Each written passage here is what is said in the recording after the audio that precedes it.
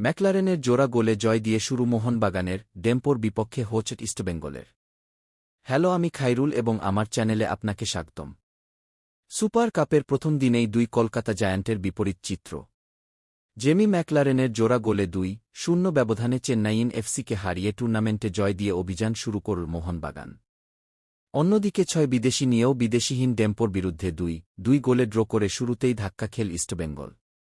ফতোরদা স্টেডিয়ামে বৃষ্টিবিঘ্নিত ম্যাচে প্রথমার্ধে লিস্টন কোলাসোর পাস থেকে ম্যাকলারেনের গোলেই এগিয়ে যায় মোহনবাগান। দ্বিতীয়ার্ধেও দাপট বজায় রেখে অস্ট্রেলীয় স্ট্রাইকার আরও একটি গোল করে দলের জয় নিশ্চিত করেন। চেন্নাইয়ের রক্ষণভেদে আক্রমণে আধিপত্য দেখায় বাগান। এই জয়ে গ্রুপে এগিয়ে গেল শিল্ড জয়ীরা।